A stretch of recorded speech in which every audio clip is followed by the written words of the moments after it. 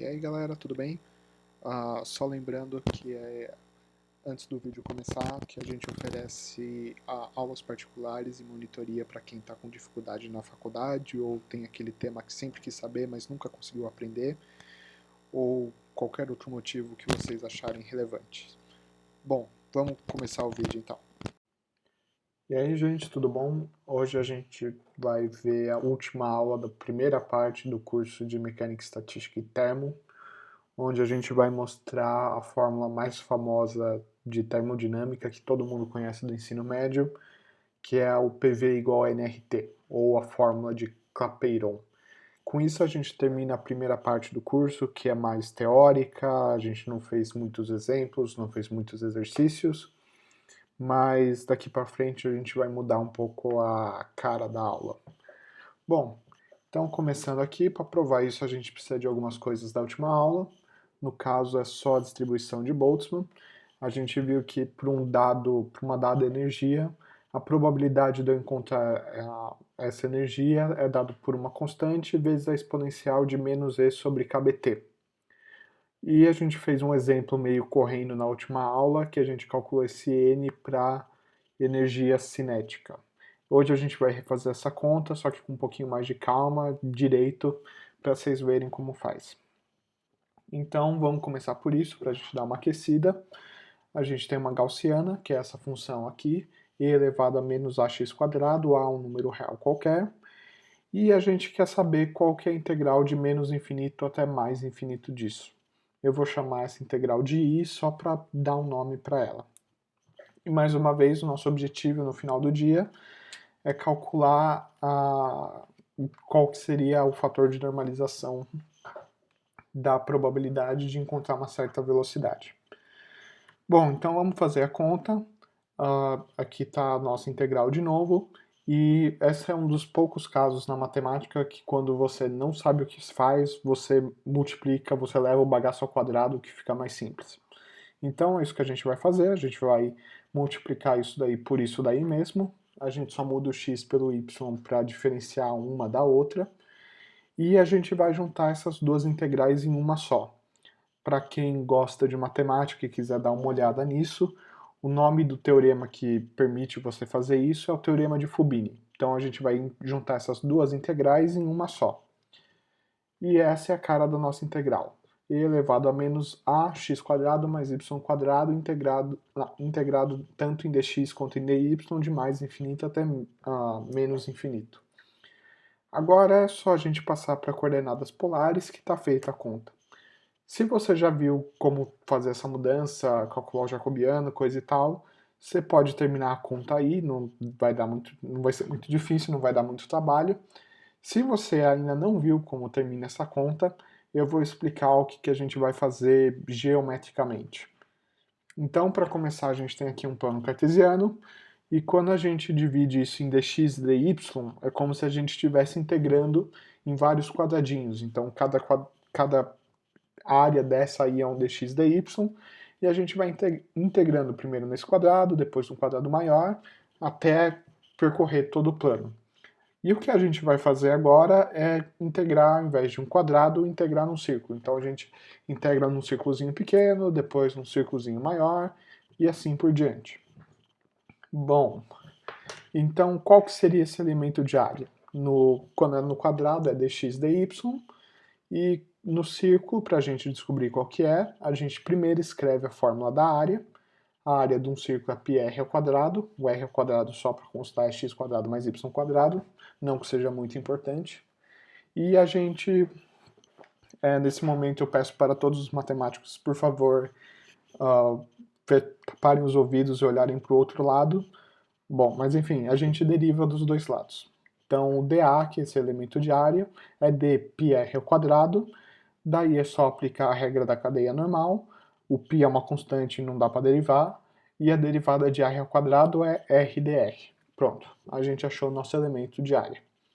Com isso a gente pode resolver nossa integral, vamos escrever ela aqui de novo, a gente sabe que x quadrado mais y quadrado é igual a r quadrado, e a gente sabe que esse dA é rdr. Vezes o 2π também, que vem do elemento de área. Obviamente a gente não vai integrar r de menos infinito, porque isso não faz sentido, o menor raio que um círculo pode ter é o zero, então a gente vai integrar isso de zero até mais infinito. Bom, essa integral é fácil de fazer, porque se você derivar e elevado a menos a r quadrado, a resposta disso é menos 2ar e elevado àquela tranqueira toda. Então a gente pega essa parte que estava multiplicando e vai dividindo para quando derivar dar o que a gente quer. Bom, é uma integral normal, em outras palavras, esse daqui é o resultado. É 2π vezes menos a integral de e a menos ar quadrado dividido por 2a calculado em zero e mais infinitos. Em outras palavras, o i quadrado é π sobre a. E o i, que é a integral da nossa gaussiana, que a gente queria saber lá no começo, é raiz de π sobre a. Então, a gente vai voltar agora para o caso que a gente está interessado, e a gente vai considerar a nossa gaussiana como sendo a distribuição de velocidades. A gente tem que a energia, nesse caso, é mv² sobre 2, a energia cinética. A gente tem a probabilidade de encontrar isso dado por uma constante vezes a exponencial da energia cinética dividido por kBt. E a gente vai fazer uma analogia entre essa exponencial e a exponencial que a gente acabou de calcular para, enfim, conseguir terminar a conta. E aqui eu repeti um slide, não sei porquê.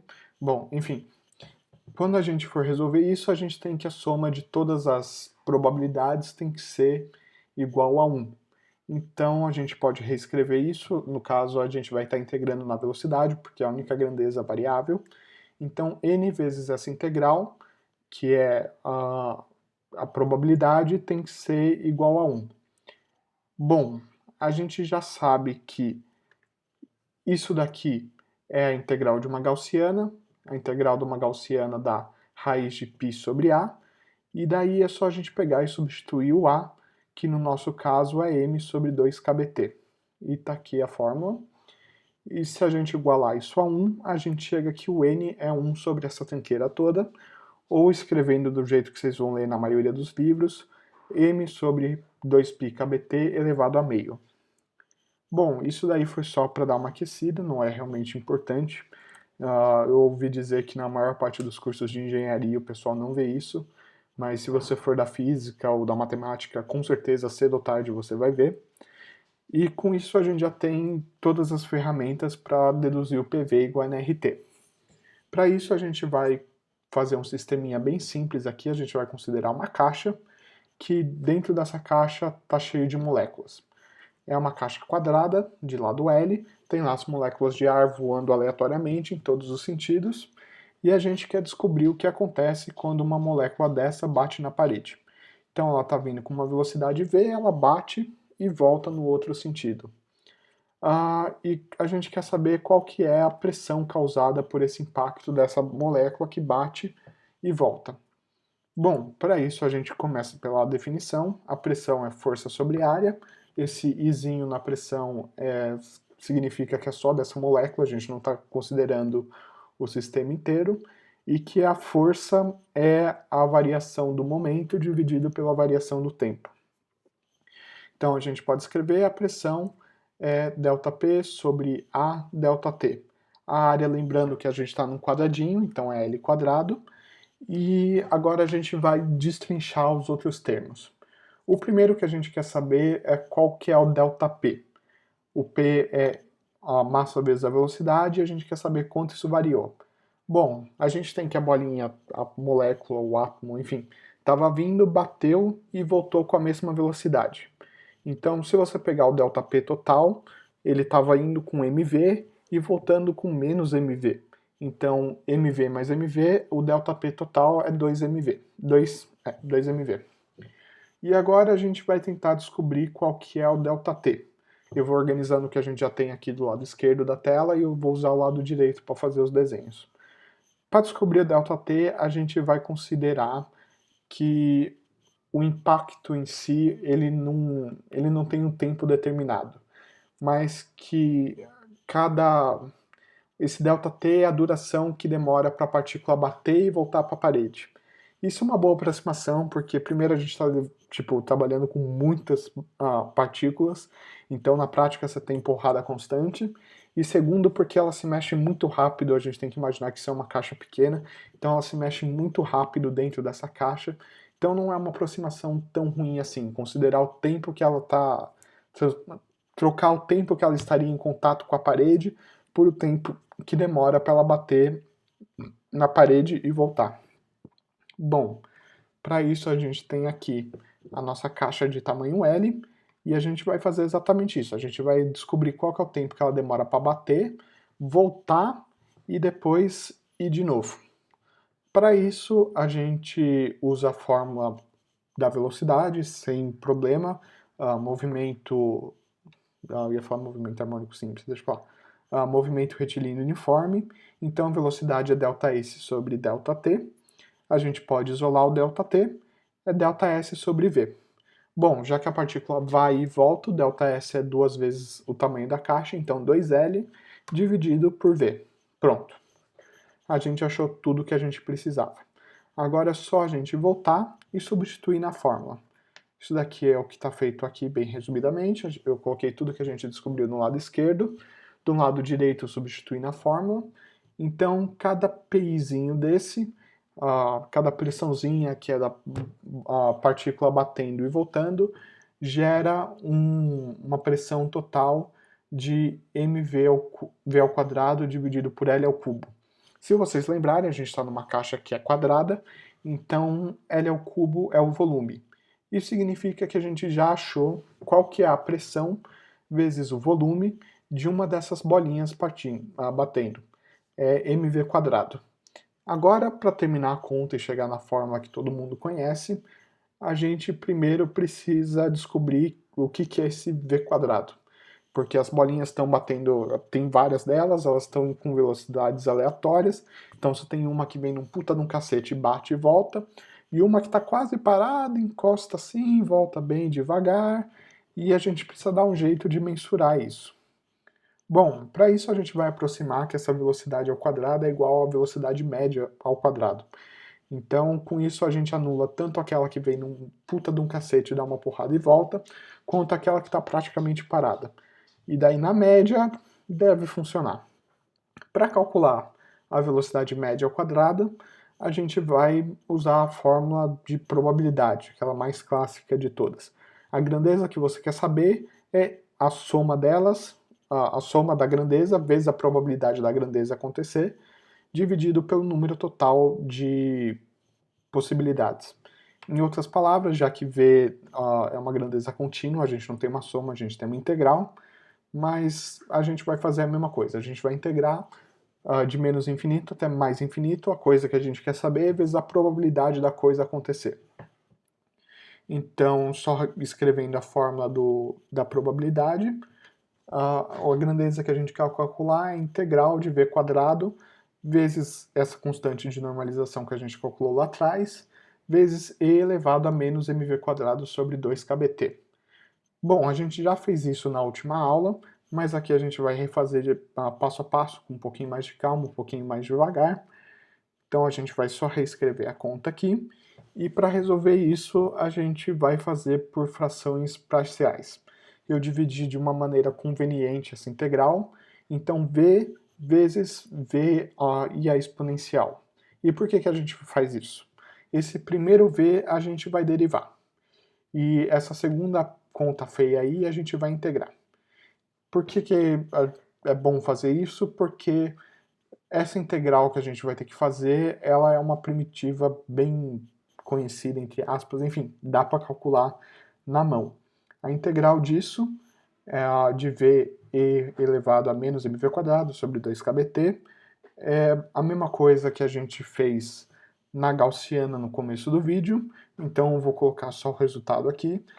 Quando você derivar, você vai ver que cai exatamente no v elevado a menos mv quadrado, blá blá blá blá blá.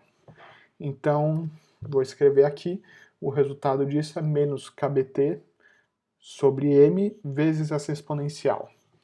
E a derivada de v é bem fácil, é 1. Bom, com isso a gente pode terminar a conta, vou só escrever ela aqui de novo.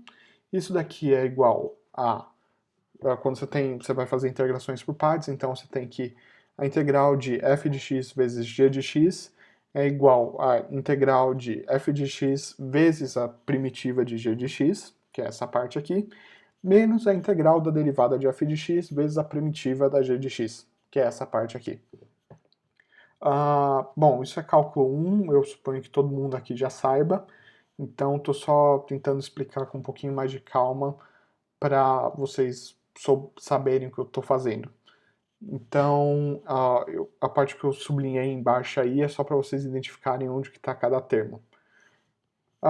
Se vocês lembrarem agora, essa parte sublinhar, essa integral aí de n e elevado a menos blá blá blá blá blá blá blá blá blá, ela é exatamente 1 por definição, que é a soma de todas as probabilidades. A soma de todas as probabilidades é sempre 100%. A primeira parte da integral é uma exponencial de algo elevado ao quadrado, algo negativo elevado ao quadrado, calculado em menos infinito e mais infinito. Isso daí dá e elevado a menos infinito ao quadrado, que é zero. Então, no fundo, a resposta disso é kBt sobre m. Essa daí é a velocidade média ao quadrado das partículas. Com isso, a gente pode voltar na nossa conta. A gente já tinha descoberto qual que era o impacto médio, por assim dizer, a pressão média causada pelo choque de uma dessas partículas. A gente substitui aqui o v² igual a kBt sobre m, e a gente chega em que cada um desses choques causa uma pressão de kBt sobre m. Ou kBt sobre v, desculpa. Isso é para uma partícula. Para n partículas é só a gente somar todos esses pequenos impactos, já que a gente está falando de impacto, o fato de uma ter batido antes ou a que vai bater depois não tem mudança nenhuma, é só a gente somar normal. A gente vai somar n vezes a mesma coisa. Então, se a gente somar n vezes o P e V, é n kBt. Aí já está a forma de Clapeyron, e só para deixar ela na forma que ela é mais conhecida no ensino médio, pelo menos, a gente pode dizer que esse n é o número total de partículas, então é sempre algo do tipo 10 a 23 ou algo do gênero. A gente pode escrever isso em termos do número de mols. Então esse n, que é o número de partículas, é igual ao número de mols vezes o número de Avogadro. O número de Avogadro é 6,02, 10 a 23, e a gente define esse A vezes o Kb para ser o R, que a gente conhece como a constante fundamental dos gases. E com isso a gente chega finalmente no PV igual a nRT, que todo mundo conhece do colégio. Bom, esse é o fim da aula de hoje, e também a última que a gente vai fazer só explicando a teoria. Daqui para frente eu quero fazer basicamente exemplo e exercício, que eu acho que é o jeito mais fácil que tem para o pessoal aprender e para mim ensinar também, é aprender fazendo. Então eu agradeço a todos que assistiram até aqui. Eu espero que não tenha ficado nem muito rápido, nem muito devagar, nem muito confuso. Mas enfim, por favor avisem se tá o que vocês estão achando até agora, que a gente tenta corrigir no meio do caminho. E só para terminar, eu gostaria de fazer uma observação, que é o poder da física de uma forma geral, que nessa aula, se vocês pararem para pensar, as únicas hipóteses que a gente fez é que a energia era igualmente distribuída, isso lá na primeira aula sobre o sólido de Einstein, a energia era igualmente distribuída sobre todas as partes, e que enfim, existem pequenas bolinhas chamadas átomos que batem de maneira perfeitamente elástica numa caixa, e se você juntar essas duas hipóteses, você já pode, enfim, são duas hipóteses que você não pode medir. Uma é sobre a distribuição de energia no universo, que não diz muito, e a outra sobre do que o ar é feito essencialmente, e a gente consegue chegar nessa fórmula que são todas grandezas macroscópicas que você pode medir no seu laboratório.